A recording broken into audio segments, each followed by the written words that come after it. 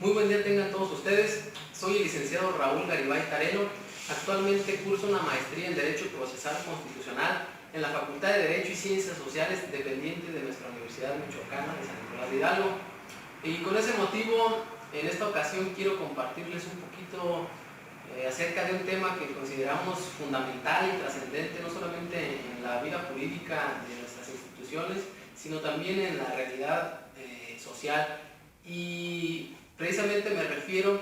a las sentencias de amparo emitidas para efectos, toda vez que las mismas las consideramos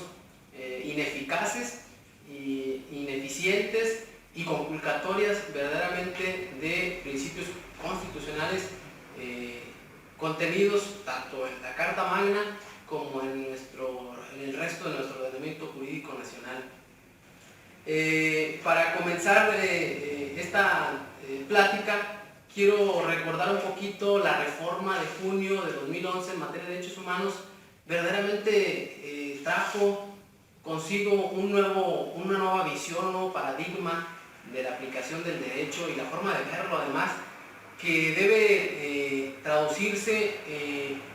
en la aplicación del mismo y en la trascendencia hacia las instituciones, las personas y hacia las autoridades mismas. En ese sentido, debemos recordar que nuestra Carta Magna establece todo un catálogo de derechos humanos y derechos fundamentales contenidos en la misma, pero no solamente debe existir ese catálogo, no solamente debe existir ese reconocimiento expreso por la autoridad estatal, sino que deben existir los mecanismos para hacerlos efectivos verdaderamente. Y ese mecanismo, o uno de los mecanismos que existen para hacer efectivos las libertades y derechos establecidos en nuestro ordenamiento jurídico, es precisamente el referente al juicio de amparo. Desde sus orígenes ha sido un juicio, un procedimiento que ha dado respuesta a las innumerables violaciones o conculcaciones a derechos por parte de las autoridades. Y por eso consideramos importante hacer un estudio un poquito integral de las sentencias de amparo que se emiten para efectos. Vamos a hacer un poquito el análisis de qué consiste o cómo opera este tipo de resoluciones. Las mismas nacen, creemos, desde interpretaciones jurisprudenciales, desde los tribunales constitucionales nacen, porque si bien es cierto que encontramos la base de las sentencias en nuestra ley fundamental, precisamente en el artículo 107, fracción segunda, claramente se especifica los efectos que deben tener las sentencias de amparo. Sin embargo, las interpretaciones que han hecho nuestras máximas autoridades constitucionales en el país y la práctica judicial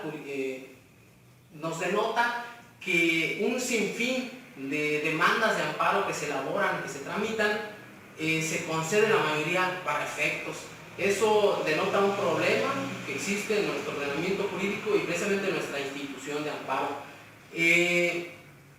Este problema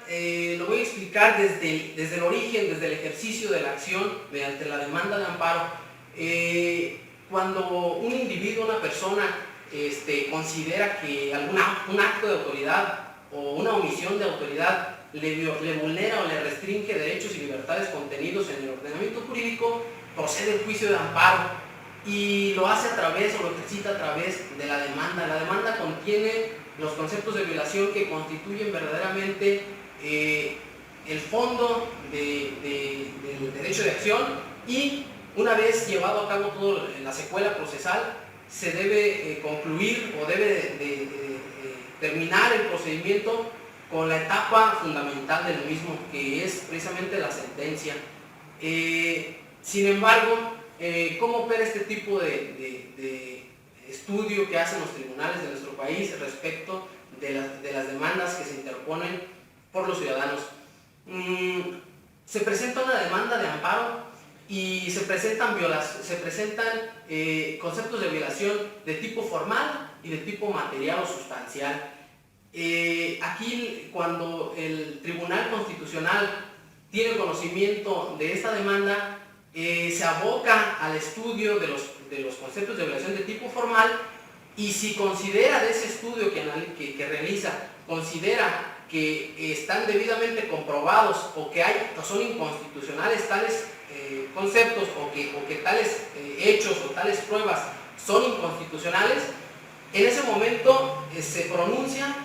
para emitir una sentencia en el sentido de amparar para efectos de que se reponga un procedimiento, lo cual consideramos totalmente incorrecto. ¿Por qué? Porque debe entrar al estudio de fondo de los conceptos de violación que se escribieron en la demanda original que motivó el juicio respectivo. En ese sentido, este tipo de sentencias de amparo constituyen una verdadera fuente de inútiles alargamientos de los procedimientos de amparo, toda vez que, además de que no entran al fondo del estudio de los conceptos de violación, una parte fundamental que debe considerar cualquier autoridad que conozca de un amparo, porque además deja de lado lo principal y atiende a lo accesorio, le da primacía a lo accesorio, vulnera verdaderamente principios como por ejemplo el acceso a la justicia pronta y expedita, el principio pro homine para darle una mayor aplicación y mayor beneficio al individuo, y el principio de economía procesal. Entonces, este tipo de sentencias de amparo generan verdaderamente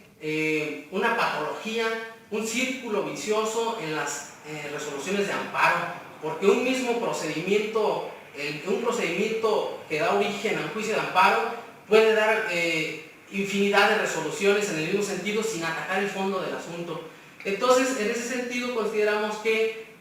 se debe reorganizar, reestructurar nuestra ley de amparo, nuestra ley de la materia, para dar mayor apertura y no tener tan restringida la procedencia del juicio de amparo, y a su vez debe considerarse que al momento de estudiar los conceptos de violación esgrimidos en la demanda, el juez de amparo debe enfocarse precisamente a las cuestiones de fondo y no de forma, no darle prevalencia a lo de forma, toda vez que ello se traduce en que se haga ineficaz, sea patológico y pues realmente conculque principios establecidos en nuestra Constitución. En ese sentido, debemos atender primordialmente estas cuestiones para que nuestro juicio de amparo, como medio de control constitucional por excelencia en México, tenga y siga manteniéndose vigente y realmente tenga la eficacia en la vida social que debe tener y jurídica también. Muchas gracias, agradezco esta oportunidad para haberles compartido esta información y espero que les